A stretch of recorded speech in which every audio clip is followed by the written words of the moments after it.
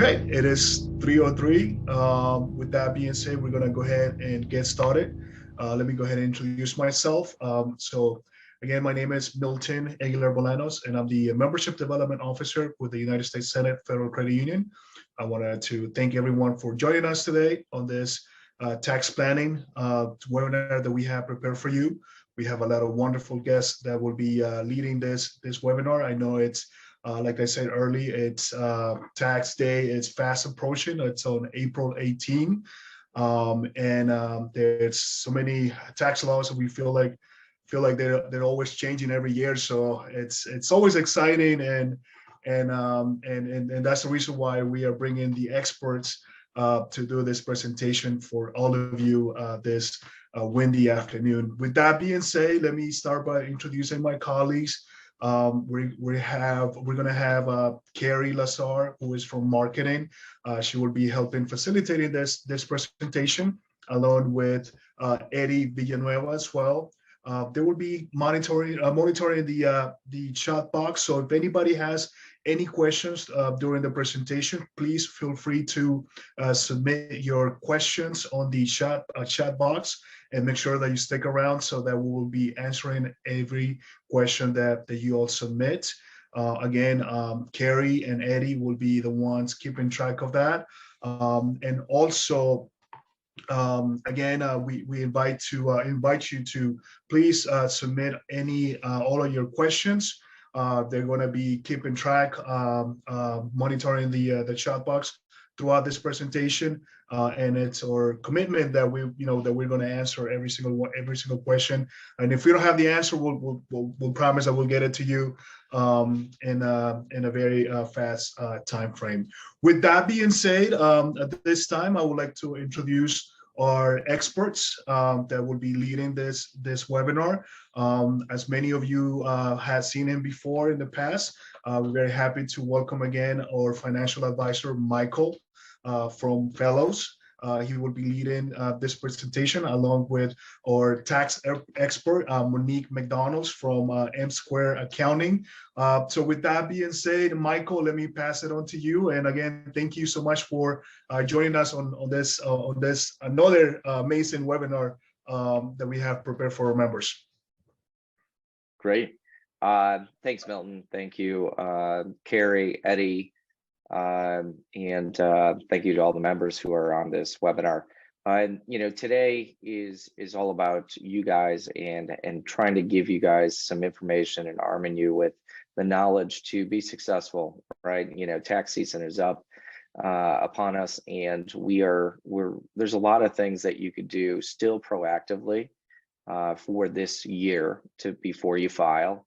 But then there's also a lot of things that you need to consider for 2023. There's been some significant changes, which we'll talk to. But how you manage your funds and your money throughout 2023 can really impact, your 2023 fiscal tax year that you pay in 2024. So, today is about, what is going on with, what do I have to know so I can file my taxes right in 2022? For the 2022 year. But it's also about arming you with knowledge about ways to protect, keep, retain, avoid, really more than you should, right? Avoid the pitfalls of, common tax mistakes that are done out there. We have a great expert today to provide you with that information. Her name's Monique McDonald. She's the CEO, president of M Squared Accounting, located in the Northern Virginia region. She has been one of my trusted partners for a number of years, helping clients navigate the tax world and coming up and helping support solutions that really allow you to be confident in what you submit to the IRS, but also be confident in the strategies and tactics that you're doing. Monique's been doing this for 18 years, as you can see on the screen. She is awesome to work with. She listens to what you say. And with that, I want to transfer, the presentation to Monique. She's going to be taking the lead on today's presentation. I will be popping in and out as needed on the financial advising side, and some strategies and tactics. But if any questions do come up, please utilize the chat, and you can put in your question there, and we will get to it, as Milton alluded to. So with that, Monique, I would love to hand it over to you, and we'll get going. All right. Thank you so much, Michael. Welcome, everyone. I am so honored to be here with you all today. This is, I believe it's my second or third year doing this webinar, and I really enjoy doing this because I really have a mission to educate people about taxes and demystify the IRS. One of the things that I enjoy about what I do is working with financial advisors, because it's so important to protect your money, but also to make sure that you're compliant with the IRS. And so as I go through this presentation, I am going to turn off my camera just so that I can reserve my bandwidth. But if you have any questions, please feel free to put those questions in the chat. All right, so today's webinar, we're going to be discussing some filing deadlines, important major tax changes that may impact you and your family, retirement contributions, Secure 2.0, and whether or not you need a professional. So today is actually March 15th. So if you have an S Corp or a partnership, if you have not already prepared that return for filing, you must file an extension before midnight tonight in order to get a 6-month extension to file. Other important filing deadlines, we always hear April 15th as the filing as tax day, but this year it's April 18th because the 15th falls on a holiday, and April 17th is a holiday in DC. And I put in also the filing due dates for Maryland, DC, and Virginia. For Virginia and Maryland residents, if you need to file an extension, you get an automatic 6-month extension if you file an extension for your federal return. Right. Some major changes that are impacting tax returns for tax year 2022 include the child tax credit, earned income tax credit, and the child and dependent care. During the pandemic, there were some temporary changes that were made. Many with children, young children, received either $3,000 or $3,600 per child up under age 18. That has now expired, and it's going back down to up to $2,000 per child under age 17. That's important because if your child turned 17 last year, you are no longer eligible to receive the $2,000 per child for that child of yours. So that's surprising some of my clients. And so I just want to make sure that you all understand that the age limit has been reduced back to under age 17. For earned income tax credit, that's for low income taxpayers. During the pandemic, they were allowed to receive up to $1,500 as a credit if you had no eligible children. That amount has been reduced back down to $500. So that credit, you're eligible for up to $500 for the earned income tax credit. The major one that I'm seeing now that's impacting a lot of filers is the child and dependent care credit. During the pandemic, that credit was increased to $8,000. That is now being reduced back down to a maximum amount of $2,100. And all of these credits are based on a formula. So, just because you spent more than $2,100 on childcare costs does not guarantee that your credit is going to max out at $2,100. It's based on your income, your filing status, and a few other factors.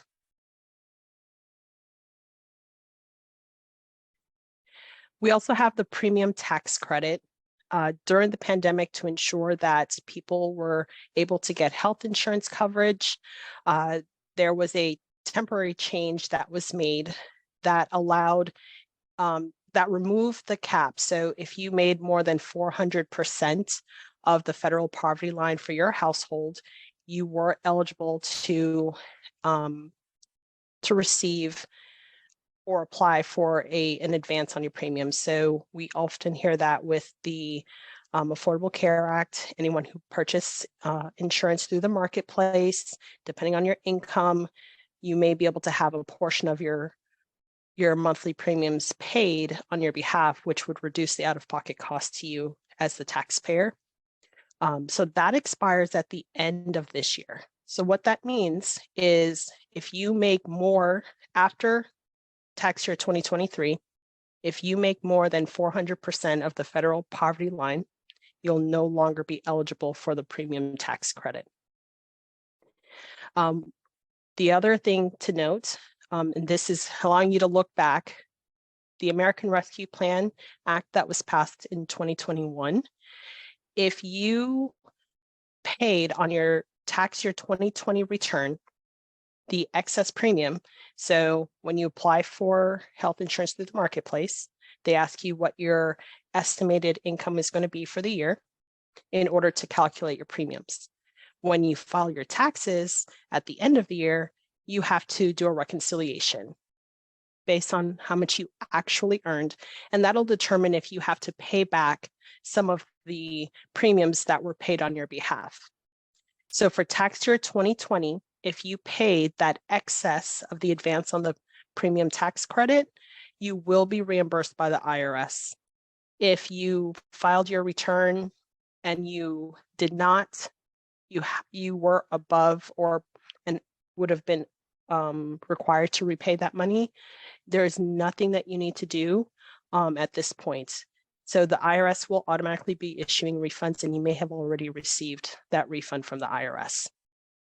Now, for tax years after 2020, so tax year 2021, and this year for tax year 2022, you must file a tax return to reconcile the advance premium tax credit.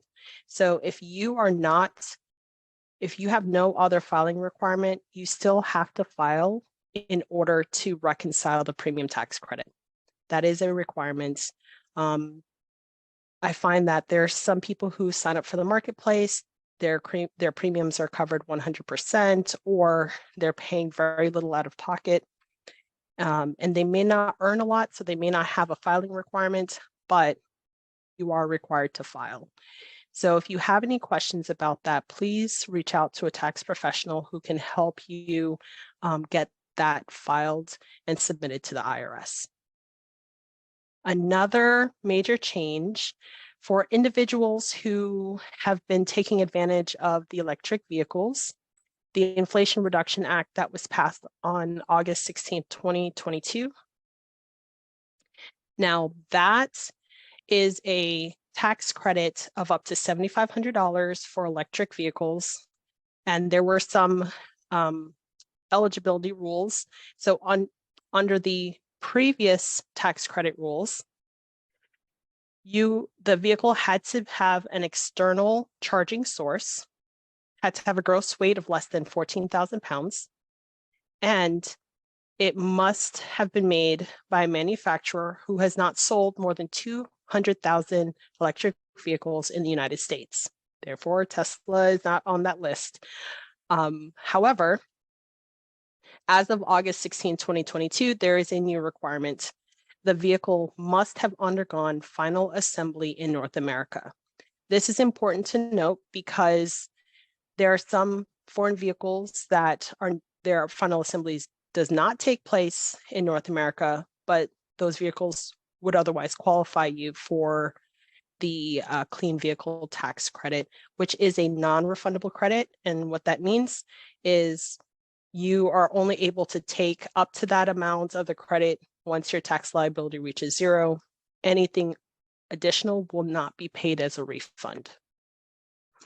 Important things to note with this tax credit is the purchase date versus the delivery date.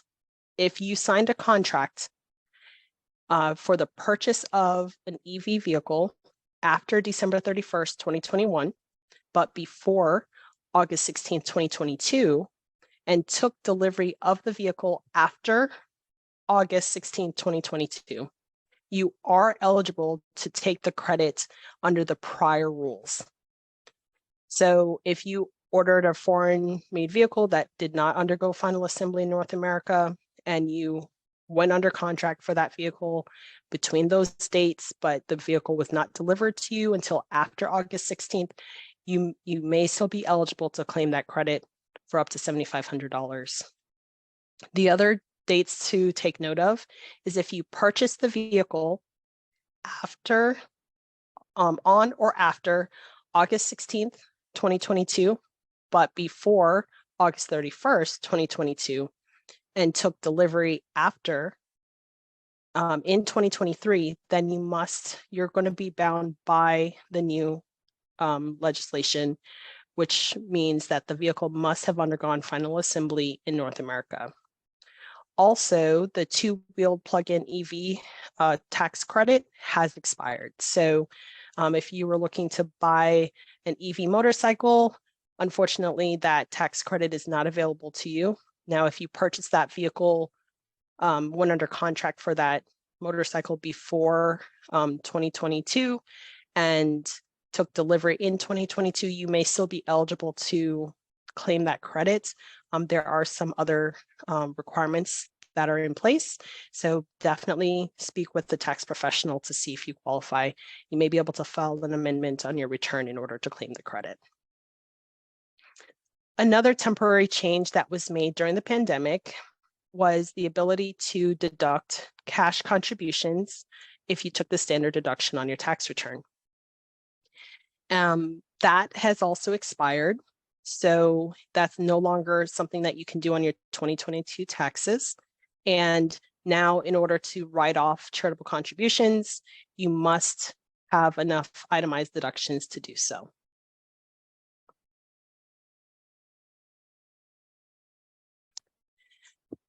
Now we have the retirement contribution limits. So these are very, very important. Working with people like Michael, who can help walk you through the different plan options available to you, whether you're covered by an employer plan, if you're self-employed, if your spouse does not have a plan, is not covered by an employer plan rather. But some things to note for 2023, so this is for this year, you can contribute up to $22,500 if you're under the age of 50 to a 401k, a 403b, or some other eligible retirement plan. Or if you're 50 and older, you can contribute up to $30,000. Also to note, for 2022 contributions, that limit is $20,500. If you're 50 and older, it's $27,000.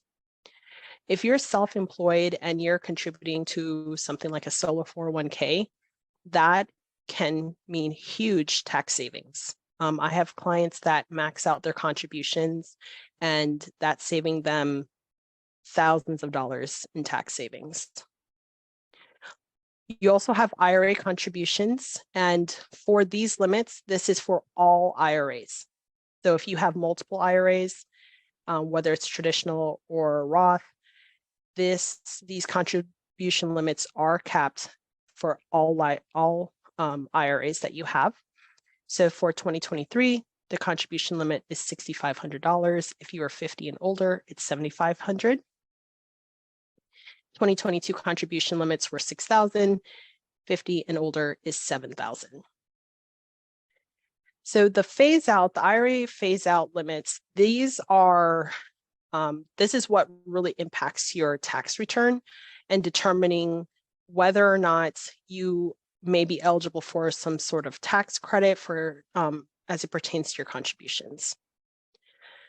If you're single or head of household, the phase out, meaning if you make between $73,000 and $83,000 per year, that your eligibility for a tax credit related to those contributions reduces from the maximum amount at $73,000 to zero after $83,000. That is what the phase out income threshold refers to. So it looks at your filing status. If you're married and you are covered as a taxpayer covered by an employer plan, but your spouse is the person contributing to an IRA and is not covered by an employer plan, then that second bullet point there is your income phase out threshold. If you as a taxpayer, but your spouse is the person contributing to an IRA and your spouse is also covered by an employer plan, then your contribution income limits, the phase out phase rather, increases, and that's notated there. If you're doing married filing separately, unfortunately, that is severely reduced. So the next is for Roth IRA phase out, and this is for, it does not matter whether or not you're covered by an employer plan, these income limits will apply. And those are the phase out phases based on your filing status. Hey, Monique. Yes. Michael here. Given the kind of the phase out limits and the contribution limits and kind of being in the DC metro area, a lot of people hit those limits. Can people still do a backdoor Roth IRA in 2023? Yes, they are still eligible to do a backdoor Roth conversion. Okay.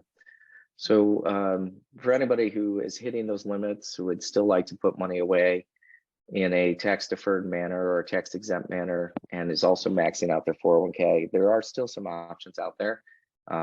Reach out to myself or your advisor, and we can definitely help you on that. But there are some solutions that will help you get a little more money still put away safely. Yes. And the beauty of the Roth products is those are after-tax contributions. Therefore, when you hit retirement age and you start pulling that money out, that money is essentially tax-free, because the thought is you've already paid taxes on that money because it was contributed in with after-tax dollars.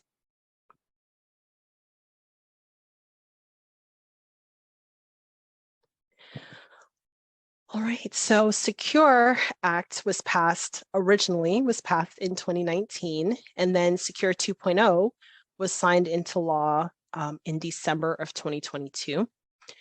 And this is very important. And once I go through this slide, I'll have Michael talk a little bit more about RMD, which means the required minimum distribution.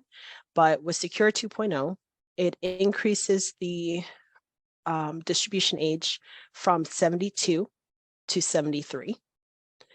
What that means is if you are turning 73 in 2023, your first RMD withdrawal is not required until April 1st of 2024. If you are turning 72 in 2023, because this went into effect at the beginning of this year, for you, your required minimum distribution does not take effect until April 1st, 2025. Also, another component of this bill included increasing the RMD age in 2033 from 73 to 75. And then furthermore, it reduces the tax penalty, which was a hefty 50% tax penalty, down to 25%. And so that is huge because you may face a tax penalty if you fail to make your required minimum distribution on time, or if you fail to deduct or withdraw, rather, the less than you're required to take from your retirement account.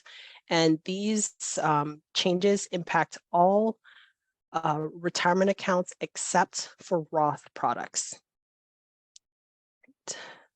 Michael?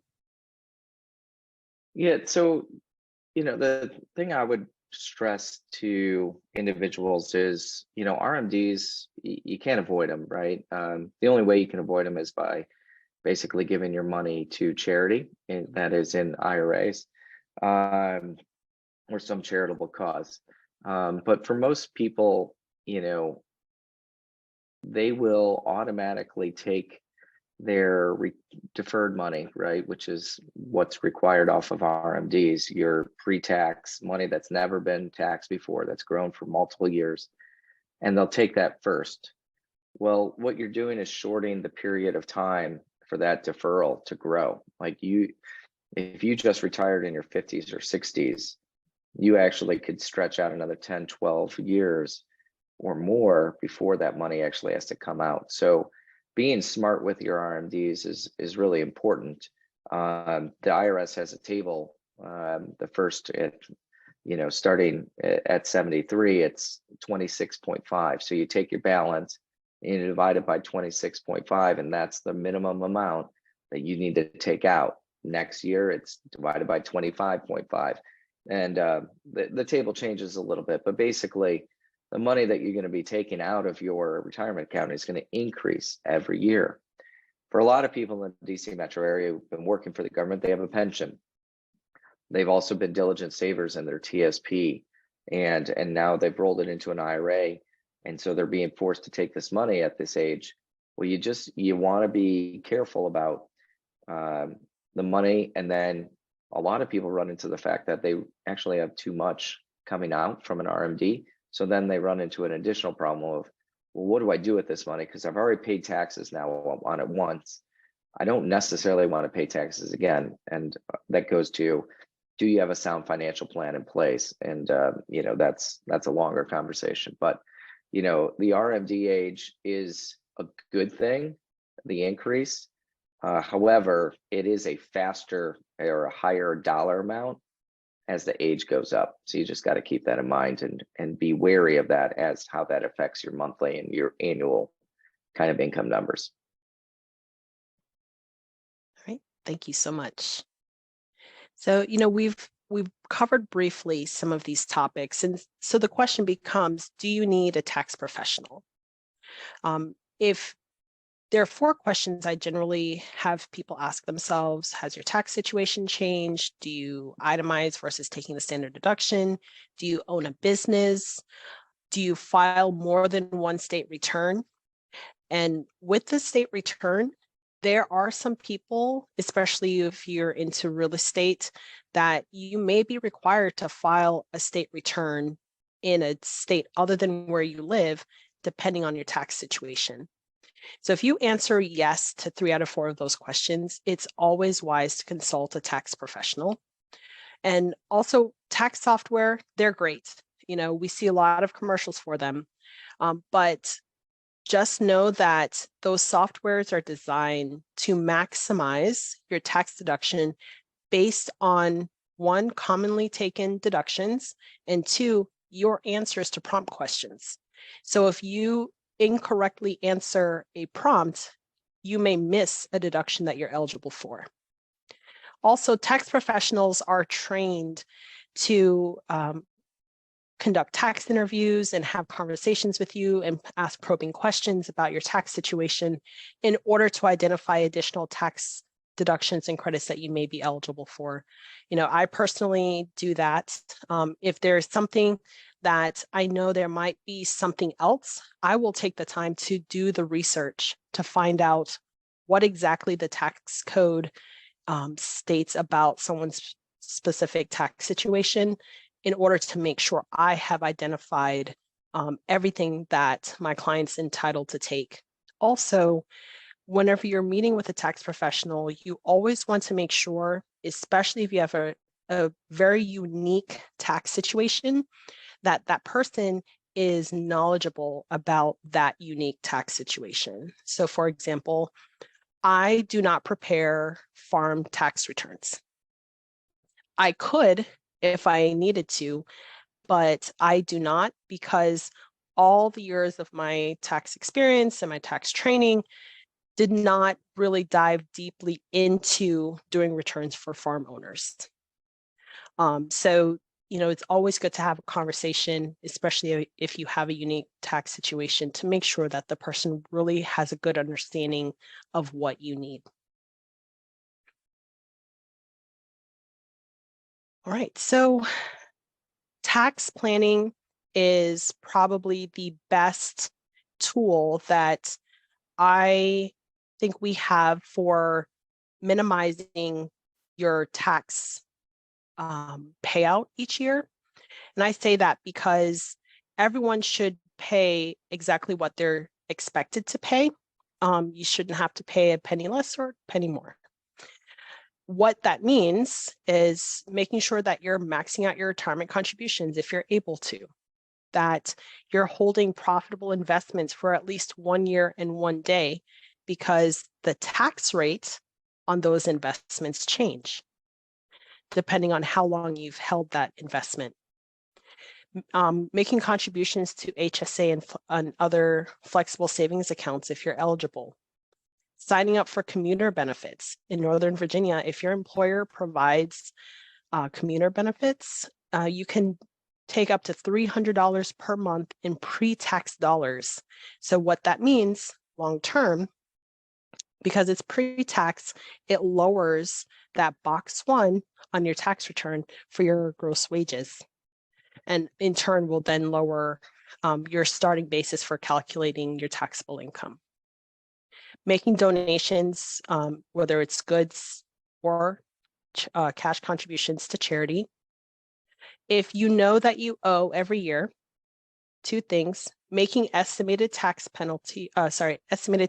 payments, because if you owe more than $1,000 and that dollar threshold is even lower at the state level, you'll be assessed a penalty for failing to make estimated tax payments. Additionally, if you generally owe and you generally file an extension, although you file an extension, interest will still accrue on that balance due until you pay it, even though you filed an extension on time. The extension is simply to avoid the failure to file penalty. It does not stop interest from accruing on the balance due. So if you generally owe, you want to make sure that you make that payment by April 18th of what you think you may owe, in order to avoid any interest between April 18th and when you filed before in October. And then sitting down with a tax professional that does tax planning. There's a lot of software out there. We can run various scenarios. If you're getting married, you're buying a house, you're getting into real estate, you're starting a business, you're closing your business, and you want to see what those scenarios, how it impacts your tax situation. I have clients that just something as simple as, am I withholding enough from my paycheck every week or every month? Those are things that we can project and see if you're going to end up owing, especially if you started a new job and you're like, wow, I'm in a new tax bracket. Did I fill out my W-4 properly? These are all scenarios that can be addressed through proper tax planning. And finally, meet with a financial advisor. They, although they're not tax professionals, they understand, especially if you have a large portfolio, they understand the needs that you may have, and making sure that you understand what your portfolio reflects if you want to sell or offload any items in your portfolio, what various products you have available to you, and being able to take that information and take it back to your tax professional so that you have both the advice of the financial advisor or your wealth manager to help your money grow, but also your tax professional to minimize the tax that you pay as you're building wealth. Yeah, Monique, the only thing I would add is, those are all awesome planning strategies. And as an advisor, right, we run into that a lot. As clients come to us and be like, hey, I'm getting killed in taxes. And one of the key questions we ask all the time is, well, do you have an accountant that you work with? And most of the time, the answer is no, just use TurboTax. I didn't think my tax situation was complex enough to warrant it. It may or may not. I would recommend a conversation. The other side of it is there are particular investments depending on where you are on the federal scale of taxes, and that really can actually be an investment, but also help offset your taxable income by creating a credit. There's lots of options out there. You have to be, a qualified investor in some cases, but in other cases you don't. So if you don't have a professional tax or financial kind of in your corner, you might be doing okay, and there's nothing wrong with that. You probably could be doing better, would be my answer ultimately, though. Yep, absolutely. And so with that, we'll wrap up here, and I'll go ahead and put on the screen our contact information. If you have any questions, please feel free to reach out to us. I enjoy working with Michael, and I have clients and I always ask them, do you have a financial advisor? Because I feel like it is very, very important to make sure that you are getting sound advice so that you can make the best decision about your money. So we do have a couple questions to start out with. If you don't mind, I'll just jump into it. Okay. So is it correct that donating goods and money to charity does not help on your taxes if you use the standard deduction? Correct. That is correct. Why is there no tax info for widowed retirees? I do realize, okay, so she may be looking for more information on widowed retirees and their tax situation. So feel free to send me an email and we can take a deeper dive into your tax situation. But in general, when you talk about the widowed tax status, it depends on how long it has been since your spouse passed away, and or if there are children involved, if they're sole dependents. So that's the filing status for a qualified widower or widow depends on some of those factors. And why, can you talk a little bit more about why hold investments for 1 year and 1 day? Yes. So in the tax code, if you hold an investment for 1 year and 1 day, for at least 1 year and 1 day, it's considered a long-term, which then you're looking at capital gains tax, and depending on your income will depend on what that tax is. Most people are taxed around 15%. If it's a short-term investment where it's less than 1 year and 1 day, then you are taxed at your income tax rate. If you're if you're in the 37% tax bracket, you're going to pay 37% tax on that in the proceeds from that investment, rather than, let's say, 15% or 20%. What's the advantage to itemizing versus taking the standard deduction? Well, itemize simply means you have enough qualified deductions that exceed the standard deduction. So for example, if you own a home, your mortgage interest is tax deductible. If you, if you own a home and you have a mortgage on that home, the property taxes that you pay on your home, the personal property tax you pay on your vehicles, even your state withholding on your W-2, those all become tax deductible for an itemized return. Unfortunately, right now, we have what's called the SALT cap.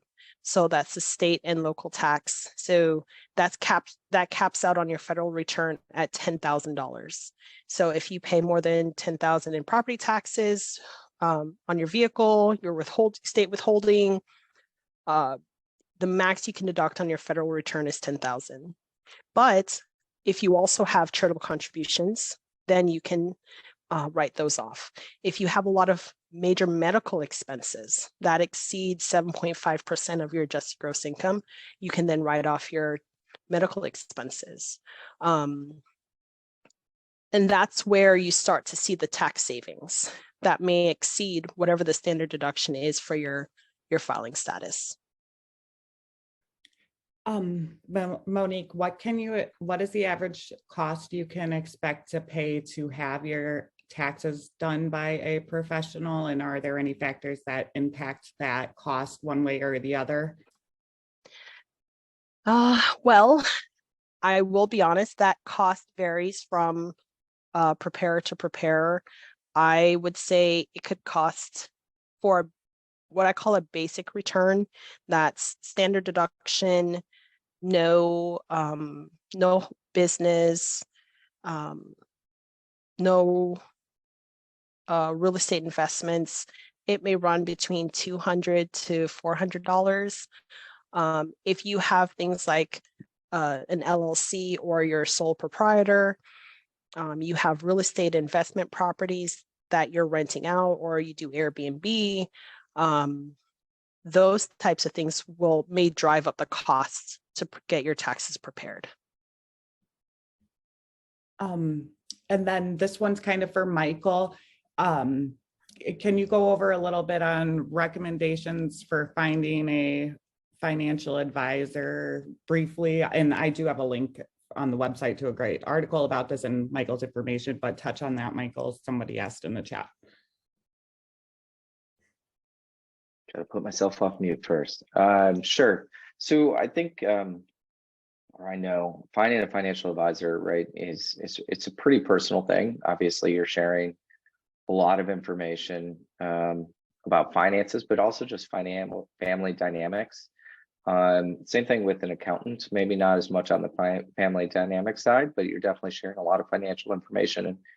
And, so you gotta have that trust. You also have to have that relationship with somebody. You got to kind of create a bond. I'm not saying you're going to become buddy with your financial advisor or your accountant, but you should have a good rapport, good relationship with them. You should be able to express to them, hey, I hear your advice, I'm listening, but I'm going to actually go and do something actually that you don't necessarily strongly condone.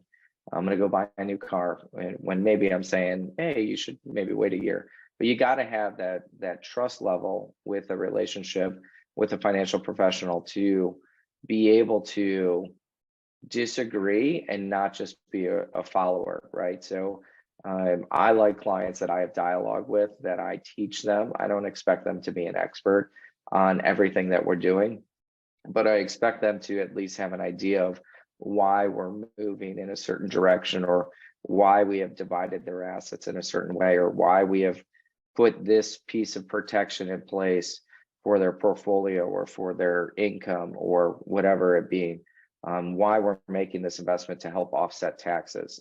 So you're not going to know everything, but you should know and have that relationship, so you are educated about what is going on in your life and financial world. If you have that bond and you have that relationship, that's, other than them being, above board, trustworthy, certified to do the business that they're supposed to be doing, and you feel that the knowledge level is more than adequate for your situation, you're in good shape. So nothing like, you can look at credentials. I've met, look, I've got multiple credentials. I've also met a lot of dumb people with a lot of credentials. So credentials are great, but the person who has the credentials means more than the credential. That's what I would say about that. So you are working with that person, not the credential. And that goes across finance, medical, accounting, whatever you want to be it. Hopefully that helps. And then I know, Carrie, you've got an article that you've shared before, and I think it's decent. Oh, just decent? Just decent. Sorry. About to put the link in the chat, but also the fiduciary aspect. Fiduciary. Yes, that is a indicator. Yeah, so I think, knowing the difference between a fiduciary and a non-fiduciary is important. Just because there's a difference doesn't mean one is good, one is bad. That is not the case. They offer and give flexibility and really apt to different types of, solutions and products can be provided depending on where you are. So sometimes the best solution might not be what a fiduciary can actually provide. So, know the difference, understand the difference, and just do some of your homework and ask a lot of questions and build that relationship with the professional.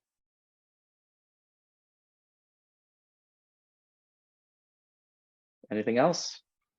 All right, a couple people asking about sending out the slides. I will send a link to the slides after the presentation. I'll upload them on our website and send that out with Michael's information, and Monique's will be in there too. If there's any other questions, I do not see. I did want to circle back real quick to the question about itemized versus standard deduction. At the state level, for many states, you can only itemize on your state return if you itemize on your federal return. So again, that could mean the difference of thousands of dollars depending on your tax situation. Perfect. With that being said, I want to take this time to thank everyone for attending this great presentation. Michael, as always, you're excellent, sir. Monique, I know we want to thank you also. We understand that this is a busy time for you, but hang in there. Almost there. And as Carrie mentioned, we will be sending the presentation to all of our members, everyone that attended. And we're going to try and see if we can also work up something as far as the recording of this presentation, because I'm not sure if for the folks that joined towards, after a few minutes later, we are recording this presentation, so we're going to make it available if anybody would like to get access to that. But again, with that being said, thank you all so much for joining, Eddie, Carrie. I truly appreciate all your work, and we look forward to having you again in a future webinar. So again, thank you all so much, and I hope you all have a wonderful rest of your afternoon. Thank you. Take care, everybody. Thanks. Bye.